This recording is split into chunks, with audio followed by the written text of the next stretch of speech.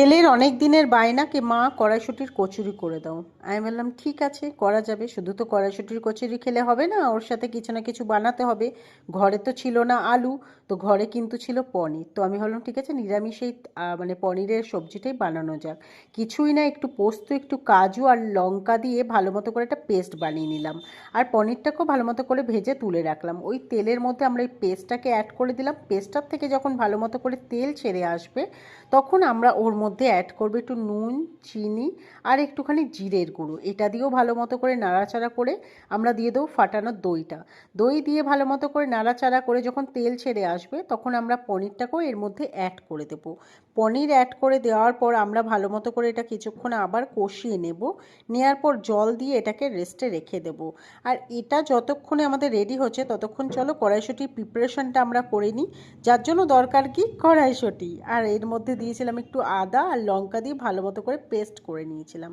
এরপরে এখানে আমরা দিয়ে দিয়েছিলাম মানে তেলের মধ্যে কালো জিরে ফোড়ন, আর এই পেস্টটা দিয়ে ভালো মতো করে নাড়াচাড়া করে জাস্ট একটু স্বাদ মতো নুন, একটু চিনিটা বেশি দিতে হবে কারণ এটা কড়াইশুঁটির কচুরি। আর তারপরে আমরা এই ময়েশ্চারটাকে কাটানোর জন্য একটু দিয়ে দিয়েছিলাম বেসন, যাতে এটা একটু টাইট হয়। আর দেখো এটাও অলমোস্ট ভালো মতো করে রেডি হয়ে গেছে। তো এটা থাক কিছুক্ষণের জন্য রেস্টে, নাহলে তো ঠান্ডা হবে না। আর ততক্ষণে আমাদের তৈরি হয়ে গেছিলো পনিরের এই নিরামিষ তরকারিটা। তো এটাকেও আমরা সাইডে রেখে দিলাম। এরপরে আমরা চলে এলাম ময়দা মাখতে, যেখানে নুন, চিনি আর তার সাথে তো সুজি অ্যাড করেছিলাম আর তেল। এই ময়দা মাখার রেসিপি তো আর কিছু বলার নেই, এটা সবাই জানে কিভাবে হয়। তো যাই হোক, এটাও ভালো মতো করে আমি মানে মেখে এটাও প্রায় 30 মিনিটসের জন্য আমি রেস্টে রেখে দিয়েছিলাম। তো তেল দিয়ে এটাকে ভালো মতো করে মানে মেখে তেল দিয়ে রেস্টে রেখে দিয়েছিলাম। এরপরে আমি চলে আসি বানাতে কড়াইশুঁটির কচুরিটা, কারণ পনিরের সবজিটা তো বানানো হয়ে গিয়েছিল। তো তার জন্য প্রথমে ভালো মতো করে ডো তৈরি করে নিয়েছিলাম। আর আমি যখন করছিলাম না, আমি এত ভয়ে ছিলাম, কারণ এই ফার্স্ট টাইম না আমি মানে মানে এই কড়াইশুঁটির কচুরি বানাচ্ছি। আগের বছরও বানিয়েছিলাম, কিন্তু হেল্পিং হ্যান্ড হিসেবে আমার মা ছিল। এই বছর সম্পূর্ণ আমি একা বানাচ্ছি।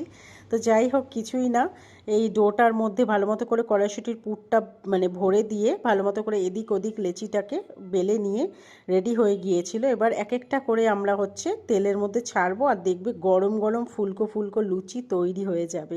তো ভালো মতো করে বেলে নিতে হবে, যাতে চারিদিকে পুরটা মানে সমানভাবে যেন ছড়িয়ে যায়। আর এই দেখো আমার রেডি হয়ে যাচ্ছে, কি সুন্দর গরম গরম, দেখেই মনে হচ্ছে না খেতে বসে পড়ি। একটার পর একটা আমি ভালো মতো করে ভেজে নিয়েছিলাম। এরপরে ছিল হলো টেস্টিংয়ের পালা, আর যেটা খেতে ছিল অসাধারণ। তো তোমরাও বাড়িতে বানাও আর মজা করো। তো চলো, ভিডিওটা আজ এই পর্যন্তই। ভালো লাগলে একটা লাইক করো, চ্যানেলটা সাবস্ক্রাইব। টাটা।